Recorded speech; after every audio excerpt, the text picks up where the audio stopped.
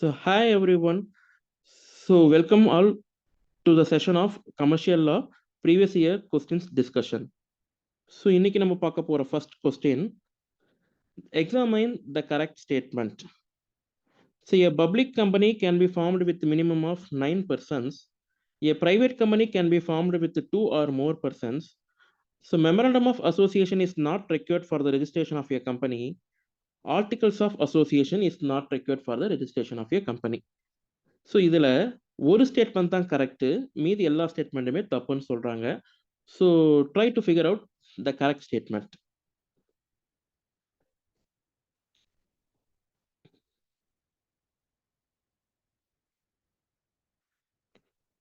சரி, for a private company minimum 2 members and maximum 200 members.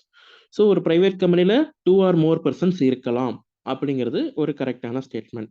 So இதோடைய answer a private company can be formed with 2 or more persons. So இதுதான் கரெக்டான statement. Okay, மீதி எல்லா ஸ்டேட்மெண்ட்டும் எப்படி தப்பாகுது அப்படின்னு பார்த்தீங்கன்னா, a public company can be formed with a minimum of 9 persons. இல்ல, public company can be formed with a minimum of 7 persons. Memorandum of association is not required for registration of the company. It's mandatory. MOA is mandatory. Articles of association is not required for registration of company. AOA is also mandatory. So MOA, AOA ரெண்டும் இல்லாமல் ஒரு கம்பெனியை start பண்ண முடியாது. And apart from that public கம்பெனியுடைய minimum number of பர்சன்ஸும் தப்பான ஸ்டேட்மெண்ட்டாக கொடுத்துருக்காங்க. So the correct statement is a private company can be formed with 2 or more persons. So let us pass to the next question. An agreement without consideration is a void contract. An agreement of restraint of marriage is a voidable contract. An unmeaning agreement is a void contract. An agreement to do impossible things is a voidable contract. An agreement in restraint of legal proceedings is a void contract. இதுல எதெல்லாம் சரி அப்படிங்கிறதும் கொஸ்டினாக இருக்கு. So make a guess, எதெல்லாம் சரி அப்படிங்கிறத நீங்க ஒரு முறை ரீட் பண்ணி அனலைஸ் பண்ணுங்க.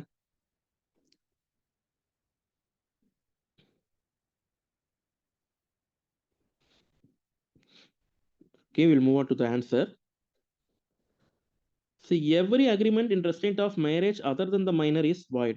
ஸோ ஒரு கல்யாணத்தை தடுத்து நிறுத்தக்கூடிய எந்த ஒரு விஷயமுமே void தான். If the act is impossible in itself, it cannot be enforceable by law and void. ஒரு விஷயத்தை நம்மளால செய்ய முடியாது அப்படின்னா அந்த கான்ட்ராக்டும் வாய்ட் ஆயிடும். ஸோ இதுதான் லா சொல்லக்கூடிய விஷயம். சரி, இப்போ இதுல எதெல்லாம் சரி? ஏசிஇ மூணும் சரி அப்படின்னு சொல்லி சொல்றோம். ஸோ ஒரு முறை நம்ம திரும்பவும் பாருங்க, நம்ம சொன்ன கான்செப்ட்ஸை மைண்ட் வச்சுட்டு நான் உங்களுக்கு எக்ஸ்பிளைன் பண்றேன். An agreement without consideration is a void contract. So consideration இல்லாத ஒரு அக்ரிமெண்ட் அப்படிங்கிறது வாய்டு தான். ஸோ அதை லா வந்து எக்ஸ்பிரஸாக சொல்லுது. An agreement in restraint of marriage, voidable contract. So restraint of மேரேஜை லா வந்து வாய்டபுள் அப்படின்னு சொல்லலை, வாய்டுனே சொல்லுது. Agreement expressly declared as void அப்படிங்கிற லிஸ்ட்ல ரெஸ்ட்ரெயின்ட் ஆஃப் மேரேஜும் இருக்கு. ஸோ ஆப்ஷன் பி தப்பு. ஸோ அதை நம்ம ஆட் பண்ண முடியாது. ஆப்ஷன் ஏ கரெக்டான ஸ்டேட்மெண்ட் தான். And option C unmeaning agreement is a void contract. கரெக்டான மீனிங் இல்லாத ஒரு அக்ரிமெண்ட், அது எப்படி நம்ம பெர்ஃபார்ம் பண்றதுனே தெரியாது, ஒரு என்ன விஷயம் இருக்குன்னே புரியாது. ஸோ இம்பாசிபிள் டு பெர்ஃபார்ம் அப்படிங்கிற மாதிரியான அந்த கான்ட்ராக்டா ஆயிடும். ஸோ அதுவும் ஒரு வாய்டு கான்ட்ராக்ட் தான். ஸோ அது கரெக்டான ஸ்டேட்மெண்ட் தான். And agreement to do impossible acts is a voidable contract. So இம்பாசிபிளான ஆக்டிவிட்டிஸை செய்யக்கூடியது வாய்டபிள் கான்ட்ராக்ட் கிடையாது, அதுவும் வாய்டு கான்ட்ராக்ட் தான். ஸோ உங்களுக்கு ஆப்ஷன் பியும் தப்பு, ஆப்ஷன் டியும் தப்பு. An agreement in restraint of legal proceedings is a void contract. Yes, agreement in restraint of legal proceeding, agreement expressly declared as void la அதுவும் இருக்கு. So அதுவும் ஒரு void contract தான். So option A, option C, option E மூணுமே correct. So option B and டில voidable அப்படின்னு கொடுத்துருக்க கான்ட்ராக்டும் வாய்டு கான்ட்ராக்ட் தான். ஸோ அந்த ரெண்டு ஆப்ஷனும் தப்பு. ஸோ இதுல எதெல்லாம் கரெக்ட்னு பார்த்தீங்கன்னா option A, C and E. So the correct answer is option 3, A, C and E only. Okay, so next question. So ஒரு statement analyse question. So statement 1 ஒரு விஷயத்த சொல்லும், ஸ்டேட்மெண்ட் 2 ஒரு விஷயத்த சொல்லும். இதில் எது கரெக்ட் அப்படிங்கிறத நீங்கள் அனலைஸ் பண்ணணும். So first one, a negotiable instrument means a promissory note, bill of exchange or check payable either to the order or bearer. So ஒரு நெகோஷியபிள் இன்ஸ்ட்ருமெண்ட்டுங்கிறது promissory note, bill of exchange, cheque மூணையும் சேர்த்து சொல்லுது அப்படின்னு சொல்லி சொல்றாங்க. Statement 2 holder அப்படின்னா any person who is for the consideration became the processor of a promissory note, bill of exchange or check if payable to the bearer or payee or endorsee. So holder அப்படிங்கிறவன் யார் வந்து ஒரு கன்சிடரேஷனுக்காக ஒரு செக்கை அல்லது promissory நோட்டை ஒரு bill of exchange so ஏதோ ஒரு நெகோஷியபிள் இன்ஸ்ட்ருமெண்ட்டை கையில் வச்சிருக்கானோ அவன் தான் ஹோல்டர் அப்படின்னு சொல்லி சொல்றாங்க. ஸோ இந்த ஸ்டேட்மெண்ட் 1ம் 2வும் கரெக்டா அப்படிங்கிறத கொஞ்சம் அனலைஸ் பண்ணி பாருங்க. So then you can find out the correct answer.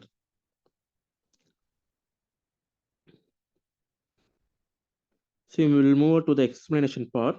So holder உடைய definition என்ன அப்படின்னு சொல்லி பார்த்தோம்னா, so holder அப்படிங்கிறவன் promissory note, bill of exchange or check means any person entitled in his own name to the possession thereof and to receive or recover the amount due thereon from the parties thereto. Holder in due course அப்படிங்கிறது யாருன்னு பார்த்தோம்னா, person who for the consideration became the possessor of the promissory note or bill of exchange or check. So இந்த ஹோல்டருக்கும் holder in due கோர்ஸுக்கும் ஆனால் explanation கொடுத்துருக்கு. So இதில் இந்த statement 1 correct, statement 2 incorrect. ஏன் statement 2 incorrect அப்படின்னு சொல்லி பார்த்தோம்னா, அங்கே கொடுத்துருக்கிற டெஃபினேஷன் ஹோல்டருடைய டெஃபினேஷன் இல்லைங்க, அது ஹோல்டர் இன் டியூ கோர்ஸுடைய டெஃபினேஷன். ஸோ ஒரு சின்ன மாற்றம் தான், கன்சிடரேஷன் அப்படிங்கிற ஒரு வார்த்தை அடிஷ்னலாக வந்திருக்கும். ஸோ நீங்கள் அதில் பாருங்க, ஹோல்டருடைய டெஃபினேஷனில் கன்சிடரேஷன் அப்படிங்கிற வார்த்தை இருக்காது, ஹோல்டர் இன் டியூ கோர்ஸ்ல கன்சிடரேஷன் அப்படிங்கிற வேர்டு இருக்கும். ஸோ அதுதான் difference. So statement 1 is okay, ஆனால் ஸ்டேட்மெண்ட் 2 அது ஹோல்டருடைய டெஃபினேஷன் கிடையாது, ஹோல்டர் இன் டியூ கோர்ஸோடைய டெஃபினேஷன். ஸோ ஆப்ஷன் 3 அப்படிங்கிறது correct. Statement 1 is correct but statement 2 is incorrect அப்படிங்கிறது தான் இதுக்கான கரெக்டான answer. So will move to the next question. Every public company shall have at least 3 directors and every private company shall have at least 2 directors. There can be a maximum of 15 directors, and for having more than 15 directors, the company may pass a special resolution. So ஒரு public கம்பெனியில் minimum 3 directors இருக்கணும், ஒரு private கம்பெனியில் minimum 2 directors இருக்கணும்னு சொல்கிறாங்க. மேக்ஸிமமாக ஒரு கம்பெனியில் 15 director தான் இருக்கலாம், அதுக்கு மேலே இருக்கணும்னா ஸ்பெஷல் ரெசல்யூஷன் பாஸ் பண்ணணும்னு சொல்கிறாங்க. ஸோ இதில் எந்த ஸ்டேட்மெண்ட் சரி, எந்த ஸ்டேட்மெண்ட் கரெக்ட் அப்படிங்கிறத அனலைஸ் பண்ணுங்க. Shortly we will move to the explanation part.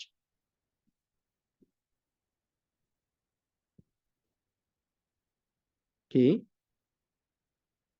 So ஒரு பப்ளிக் கம்பெனியில் 3 to 15 டைரக்டர்ஸ் இருக்கலாம், ஒரு பிரைவேட் கம்பெனியில் 2 to 15 டைரக்டர்ஸ் இருக்கலாம், ஒரு 1% கம்பெனியில் மினிமம் ஒரு டைரக்டர் தான் இருக்கலாம்.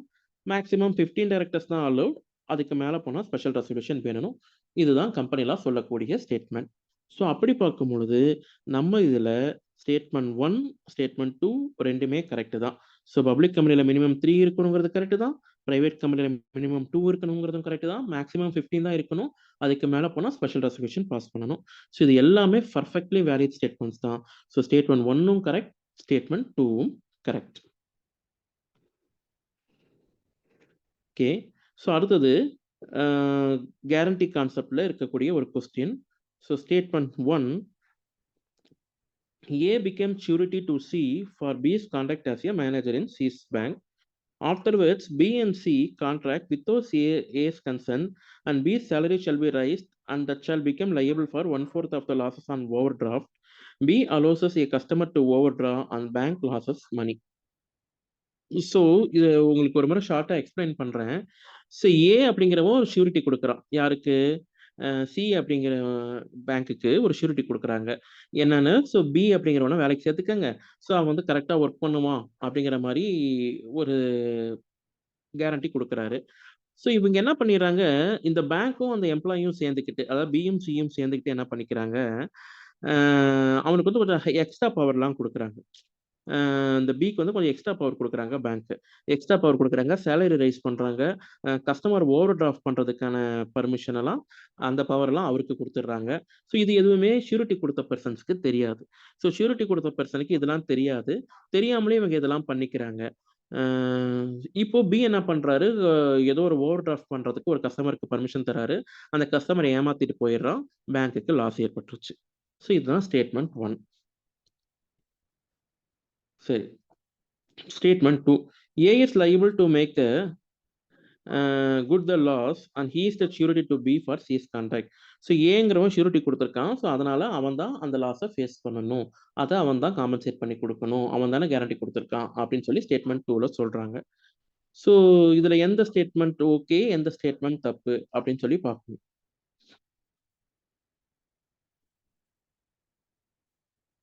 So section 133 Indian contract act என்ன சொல்லுது அப்படின்னா, ஒரு ஷ்யூரிட்டிக்கும் ஒரு ஷ்யூரிட்டி ஒரு குடுத்திருக்கும்போது, ஒரு கேரண்டி குடுத்திருக்கும்போது, ஸோ அந்த பிரின்சிபல் டெப்ட்டாரும், கிரெடிட்டாரும் அவங்களுக்குள்ள ஏதாவது ஆல்டர் பண்றாங்க, டெர்ம்ஸ் அண்ட் கண்டிஷன்ஸ ஆல்டர் பண்றாங்க அப்படின்னா, ஃபர்ஸ்ட் பெர்மிஷன் வாங்க வேண்டியது ஷ்யூரிட்டிட்ட தான். ஏன்னா பிரின்சிபல் டெப்ட்டார் நாளைக்கு அந்த பணத்த குடுக்கல அப்படின்னு சொன்னா, யாரு ரெஸ்பான்சிபிள் ஆவாங்க அப்படின்னு சொல்லி பார்த்தோம்னா, ஷ்யூரிட்டி தான் அதுக்கு ரெஸ்பான்சிபிலிட்டி எடுத்துக்க போறாங்க. ஸோ ஷ்யூரிட்டியோட கன்சென்ட் இல்லாம, அவங்களுக்குள்ள இருக்கிற கண்டிஷன்ஸ்ல எந்த வேரியேஷன்ஸும் பண்ணக்கூடாது. ஸோ அப்படி வேரியேஷன்ஸ் பண்ணாங்கன்னா, அ அந்த கேரண்டியே ரிவோக் ஆயிடும். அந்த ஷ்யூரிட்டி அதுக்கு மேல லயபிள் ஆகவே மாட்டாரு. ஸோ இதுதான் section 133 of Indian contract act சொல்லுது. சரி. அப்படி பார்த்தோம்னா, இங்க ஸ்டேட்மெண்ட் 1 அப்படிங்கிறது கரெக்ட்டா இருக்கலாம். ஸோ இதுல உங்களுக்கு நெறைய பேத்துக்கு ஸ்ட்ரேஞ்சா தோணலாம். ஸ்டேட்மெண்ட் 1ல லீகலா எந்த பாயிண்ட்டுமே இல்லையே அப்படின்னு. ஸோ ஆக்சுவலா அது ஃபேக்ட்ஸ் தான். ஸோ ஃபேக்சுவலா நடந்த விஷயம் கரெக்ட். நடந்தது அது உண்மதான். ஸோ அதனால ஸ்டேட்மெண்ட் 1 கரெக்ட்ன்னு சொல்றோம். ஆனா ஸ்டேட்மெண்ட் 2 கரெக்ட்டா அப்படின்னு பார்த்தோம்னா, லா அப்படி சொல்லல. கேரண்டி குடுத்தவனுக்கு பெர்மிஷன் இல்லாம பிரின்சிபல் டெப்ட்டாரும், கிரெடிட்டாரும் ஏதாவது வேரியேஷன்ஸ் பண்ணாங்கன்னா, அதுக்கு அந்த ஷ்யூரிட்டி லயபிள் ஆக மாட்டாரு அப்படின்னு தான் சொல்லுது. ஸோ ஷ்யூரிட்டி லயபிள் அப்படின்னு சொல்லக்கூடிய செகண்ட் ஸ்டேட்மெண்ட் தப்பு. So statement 1 is correct and statement 2 is wrong. So option 3 தான் இதுக்கான கரெக்ட்டான answer. Okay, next one. So consideration is not necessary for the creation of agency. So இதை எதுல சொல்லியிருக்காங்க? எந்த செக்ஷன்ல சொல்லியிருக்காங்க? அப்படின்னு சொல்லி கேட்குறாங்க. ஸோ இந்தியன் கான்ட்ராக்ட் ஆக்ட்லயா, இந்தியன் பார்ட்னர்ஷிப் ஆக்ட்லயா, இந்தியன் ஏஜென்சி ஆக்ட்லயா அல்லது கம்பெனிஸ் ஆக்ட்லயா? So first of all partnership ஆக்ட்லயும், கம்பெனிஸ் ஆக்ட்லயும் ஏஜென்சி பத்தி பேசக்கூடிய கான்செப்ட்டே கிடையாது. ஸோ அந்த 2 ஆப்ஷனையுமே நம்ம முதல்ல லீவ் பண்ணிரலாம். ஸோ ஆப்ஷன் 1 அண்ட் 3க்கு இடையில தான் ப்ராப்ளம் இருக்கும். ஸோ இதுல கரெக்ட்டான ஆப்ஷன்ஸ் எது? அப்படிங்கிறத அனலைஸ் பண்ணுங்க. So shortly we will see the answer.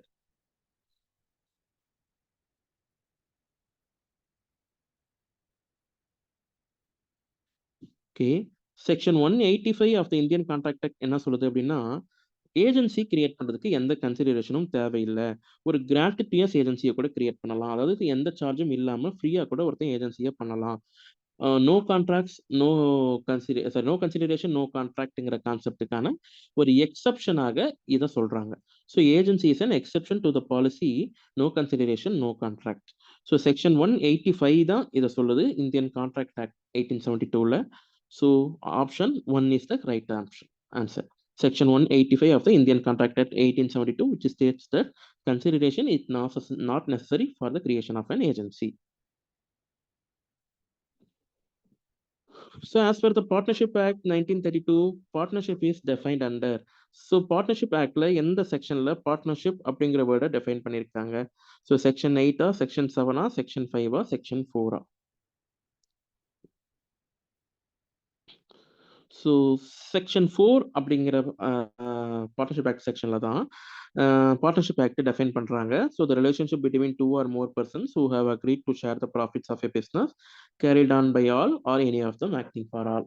இந்த பார்ட்னர்ஷிப் டெஃபினேஷனா சொல்லக்கூடிய செக்ஷன் செக்ஷன் 4. ஸோ செக்ஷன் இந்த இடத்துல உங்களுக்கு நான் இன்னொரு சின்ன இன்ஃபர்மேஷன் சொல்றேன்.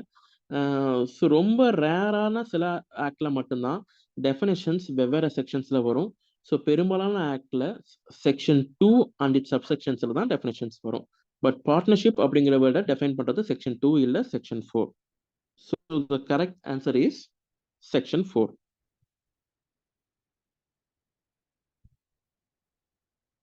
Okay. So arrange the following cases in the sequence of the year they decided.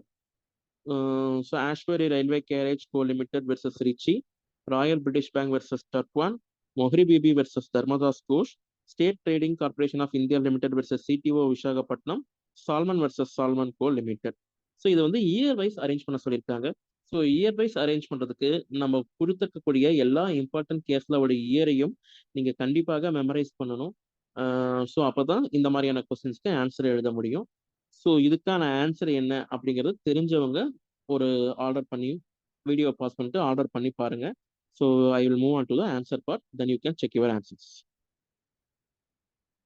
So royal British bank versus Turquand 1850 6 அதான் இருக்கிறதுலே பழைய case. Ashbury railway carriage co limited versus Riche 1875 case. Salomon versus Salomon co limited 1897 case. Mohri Bibi versus Dharmadas Ghosh 1903. And the most recent case is State Trading Corporation of India Limited versus CTO Visakhapatnam 1963 case. So நம்ம பார்த்த year ஆர்டர்ல பார்த்தோம் அப்படின்னா the correct answer is option 1 B A E C D. So hierarchically in the ascending order year wise answer. Okay. Next question. A makes a contract with B to buy B's horse if A survives C. This contract can be enforced by law only when. So என்ன சொல்றாங்க, ஏ வந்து B கிட்ட ஒரு contract போறாரு. என்ன contract போறாரு? So பியுடைய ஹார்ஸை நான் வந்து வாங்கிக்கிறேன் அப்படின்னு சொல்லி ஒரு கான்ட்ராக்ட் போறாரு. அதுக்கு என்ன ஆப்ஷன் சொல்றாரு அப்படின்னா, ஏ சர்வைவ் சி, அதாவது சிக்கு அப்புறமுமே ஏ சர்வைவா இருக்கணும், அப்போ அதை வாங்கிக்கிறேன் அப்படின்னு சொல்லி சொல்றாரு. ஸோ இது எப்ப நடக்கும்? சி இறந்ததுக்கு அப்புறமுமே ஏ உயிரோட இருந்தா தான் இது நடக்கும். ஸோ ஆப்வியஸ்லி உங்களுக்கு ஆன்சர் என்னன்னு தெரிஞ்சிருக்கும். So I will move on to the answer part. So section 32 of the Indian contracts act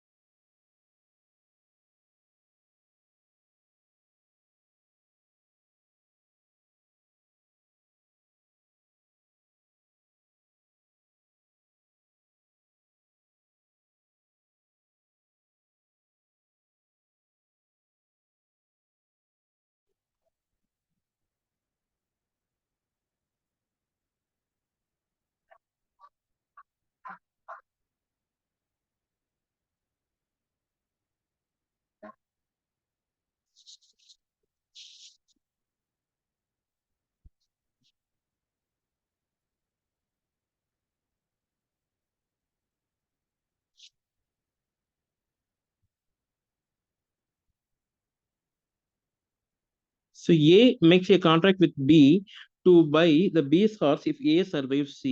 so இந்த கான்ட்ராக்டை எப்போ என்ஃபோர்ஸ் பண்ணலாம் அப்படின்னு சொல்லி கேட்டிருக்காங்க.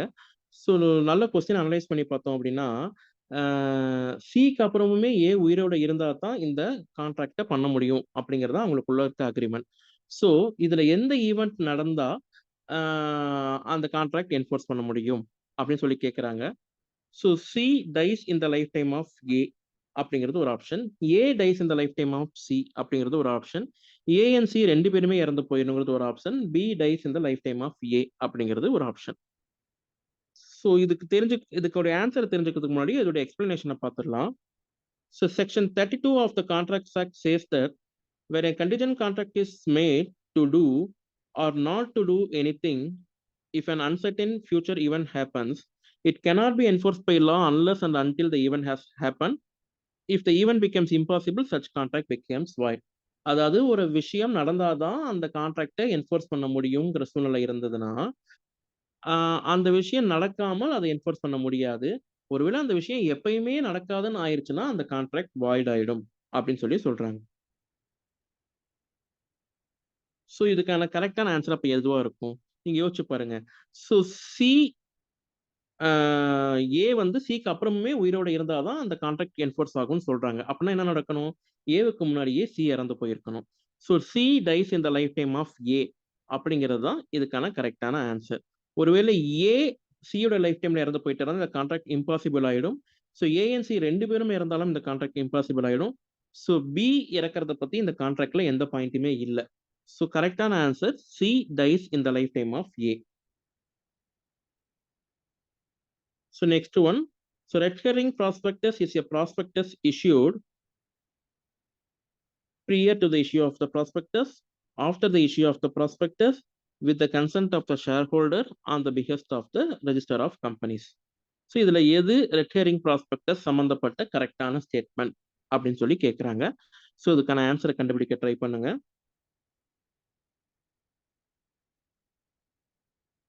ஸோ ரெக்கரிங் ப்ராஸ்பெக்டஸ்னா என்ன அப்படின்னு சொல்லி பார்த்தீங்கன்னா, அதுல complete particulars of the price of the securities இருக்காது. ஸோ அதை ரெஜிஸ்டர் ஆஃப் கம்பெனிஸ் கிட்ட before the issue of the prospectus submission பண்ணுவாங்க. So recurring prospectus is always filed with register of companies by the company before the issue of a prospectus. So அதுக்கான கரெக்டான answer it is issued prior to the issue of a prospectus. So normal prospectus issue பண்றதுக்கு முன்னாடி issue பண்ணக்கூடிய ஒரு prospectus தான் red herring prospectus. Okay, the term contra preferendum means, so contra preferendum அப்படின்னா என்ன அப்படின்னு சொல்லி பார்த்தோம்னா, கான்ட்ராக்டிக்டரி கான்ட்ராக்டா, ஸ்டாண்டர்ட் ஃபார்ம் கான்ட்ராக்ட், இன்டர்பிரேட்டட் லீகலியா, limited construction, ambiguity to be resolved against the party who inserted the limiting term.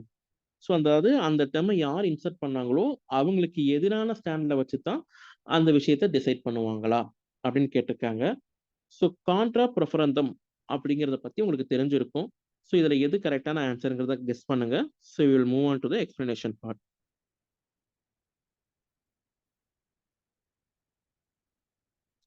So contra preferendum அப்படிங்கிறது ஒரு Latin term.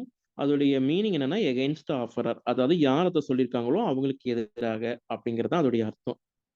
So இந்த அர்த்தத்தை வச்சு பார்க்கும் பொழுது ஆப்ஷன் பி, அதாவது ஏதாவது பிரச்சனை வந்துச்சுன்னா அந்த டேர்மை யார் இன்சர்ட் பண்ணாங்களோ அவங்களுக்கு எதிரான ஸ்டாண்ட்ஸ் வச்சு அதை டிசைட் பண்ணலாம் அப்படிங்கிறது தான் இதுக்கு கரெக்டான answer.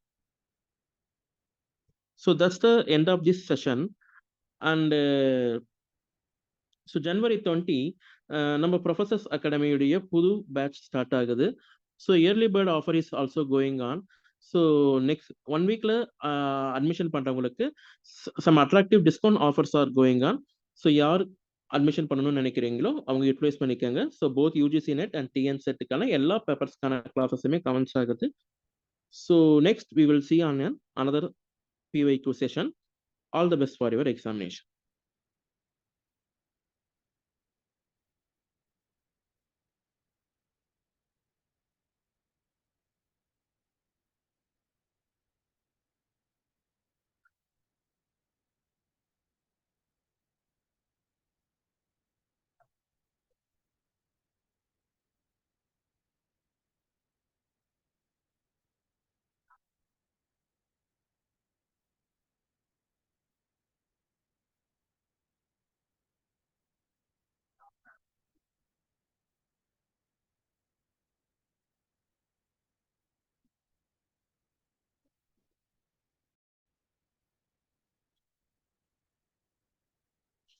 So hi everyone. So this is an PYQ session on commercial law. So unit 6 of law net examination, commercial law. So we'll move on to the first question. So the offer cannot be accepted unless it was brought to the knowledge of the person to whom it was made. So this case was laid in the case of, சரி, அதாவது என்ன சொல்றாங்க அப்படின்னா, ஒரு ஆஃபரை யாருக்காக நம்ம create பண்றோமோ அந்த பர்சனுக்கே அது தெரியல அப்படின்னு சொன்னா அந்த ஆஃபரை என்ஃபோர்ஸ் பண்ண முடியாது. ஸோ இதை எந்த கேஸ்ல சொல்லியிருக்காங்க அப்படின்னு கேட்டிருக்காங்க. So Lalman Shukla versus Gauridutt, Balfour versus Balfour, McGregor versus McGregor, Carlill versus Carbolic smoke balls and co. So இதுல எந்த கேஸ்ல இதை சொல்லியிருக்காங்க அப்படிங்கிறத நீங்க அனலைஸ் பண்ண ட்ரை பண்ணுங்க. So shortly will move to the explanation part.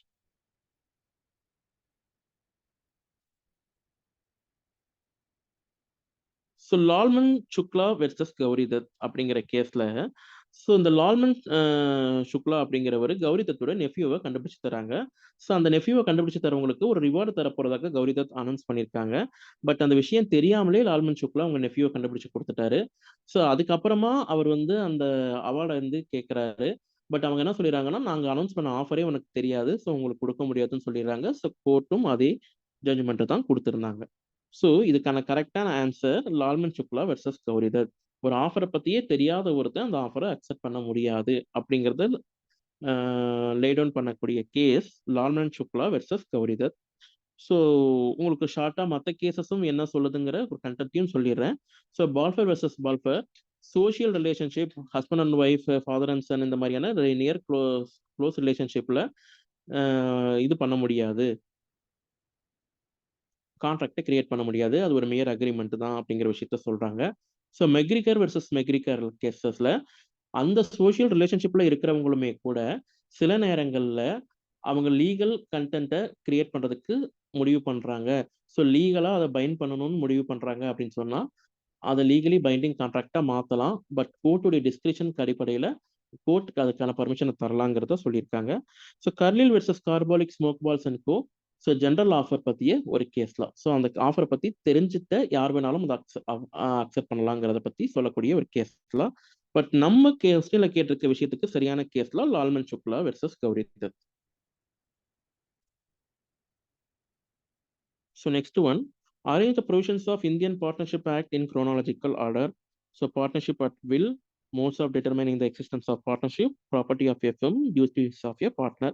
So section wise இதை அரேஞ்ச் பண்ண சொல்லியிருக்காங்க. ஸோ செக்ஷன்ஸ் மெமரி பண்றதன் மூலமாக இதை நீங்க ஈஸியாக ஆன்சர் பண்ண முடியும். ஸோ இதுக்கான கரெக்டான ஆன்சர் என்ன அப்படிங்கிறத அனலைஸ் பண்ணுங்க. So I also move to the explanation part.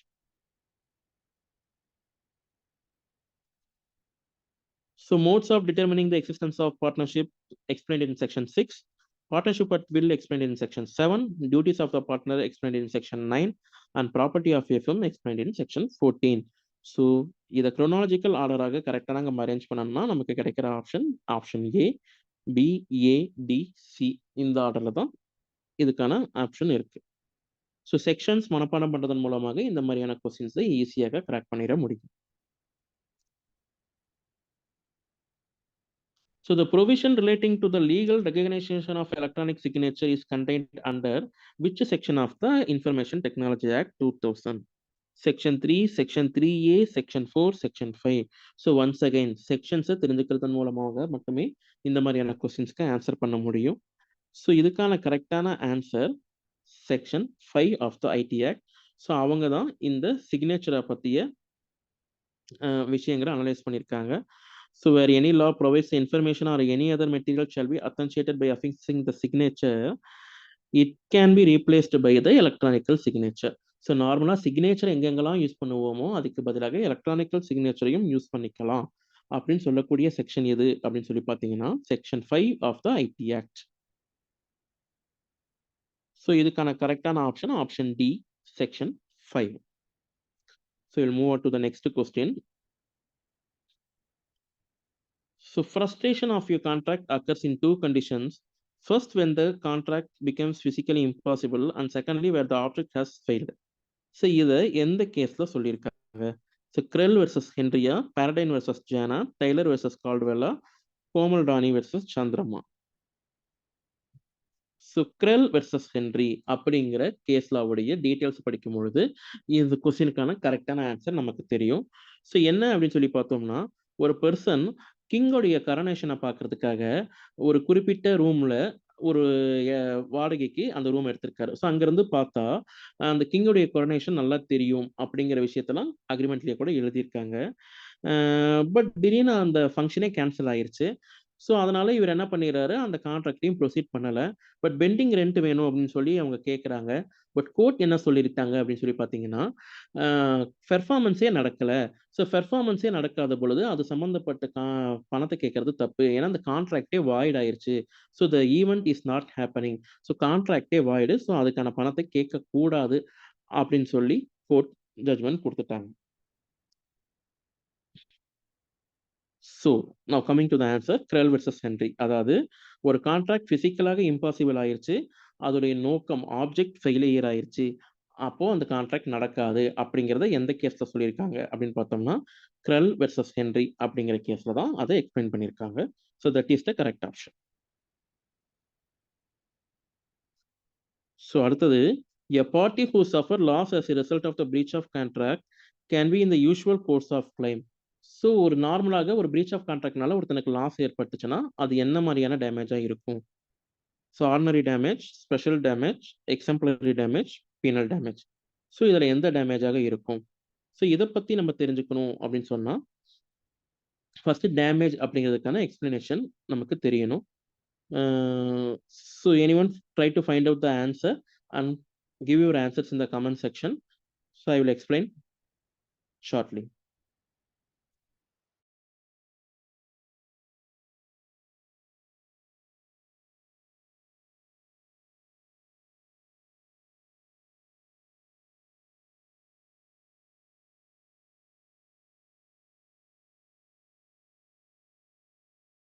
Damage நார்மலா இதுதான் டேமேஜ் வரதுக்கு வாய்ப்புகள் இருக்கு அப்படின்னு பார்ட்டிஸ் அனலைஸ் பண்ற டேமேஜை தான் நம்ம ஆர்டினரி டேமேஜஸ் அப்படின்னு சொல்லுவோம். ஸோ நம்ம கொஸ்டின்லையும் அதுதான் கேட்டிருக்காங்க. ஸோ ஒரு பிரீச் ஆஃப் கான்ட்ராக்ட்ல யூஷுவல் கோர்ஸ் ஆஃப் கிளைம்ல ஏற்படுற டேமேஜ் எதுன்னு கேட்டிருக்காங்க. ஸோ ஆர்டினரி டேமேஜுக்கான டெஃபினேஷன் தான் இதுக்கு பர்ஃபெக்டா மேட்ச் ஆகுது. ஸோ இப்போ இந்த மீதி விஷயங்கள்லாம் என்ன அப்படின்னு சொல்லி பார்த்தீங்கன்னா, ஸ்பெஷல் டேமேஜஸ் அப்படின்னா நம்ம எதிர்பார்க்காத சர்க்கம்ஸ்டன்ஸ்ல எக்ஸஸாக ஆகக்கூடிய லாஸை பத்தி சொல்றது தான் special damage. So exemplary penal damages இதெல்லாமே punishment type of damages. So இதெல்லாம் ஆர்டினரி டைப் ஆஃப் டேமேஜஸ் கிடையாது. ஸோ ஒரு எக்ஸ்ட்ரா பனிஷ்மெண்ட் மாதிரி கொடுக்கக்கூடிய டேமேஜஸ் இதெல்லாமே. ஸோ யூஷுவல் கோர்ஸ் ஆஃப் கிளைம்ல ஏற்படுற டேமேஜ் எது அப்படின்னு பார்த்தீங்கன்னா ஆர்டினரி டேமேஜ் தான். So next question, in a contract of guarantee under the Indian contract act 1872 என்னென்னலாம் இருக்கலாம்? ஒரு நார்மல் கான்ட்ராக்ட்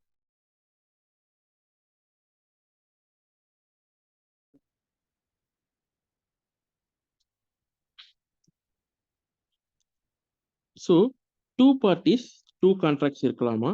3 பார்ட்டிஸ் 3 கான்ட்ராக்ட்ஸ் இருக்கலாமா? 3 பார்ட்டிஸ் அண்ட் 1 கான்ட்ராக்ட் இருக்கலாமா? 2 பார்ட்டிஸ் அண்ட் 1 கான்ட்ராக்ட் இருக்கலாமா?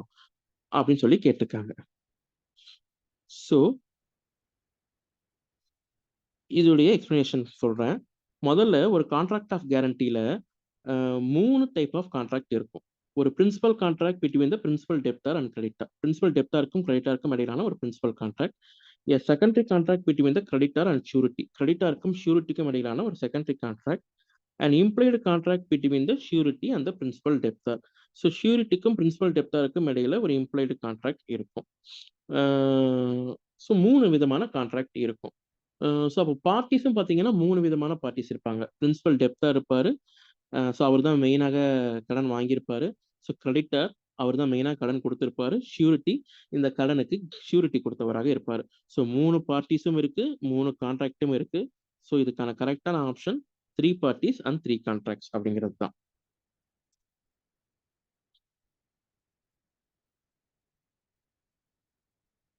So that's the end of this session. So shortly in January 20, so நம்ம professors அகாடமியுடைய UG SET and TN செட்டுடைய எல்லா சப்ஜெக்ட்டுக்குமான கிளாஸஸ் கமெண்ட்ஸ் ஆகுது. So an early bird offer is also going on. So attractive discount offers will be applied in the next 1 week. So யார் யாருக்கெல்லாம் வேணுமோ அவங்க இந்த ஆஃபரை யூட்டிலைஸ் பண்ணிக்கலாம். So I'm wishing you all the best for your examinations.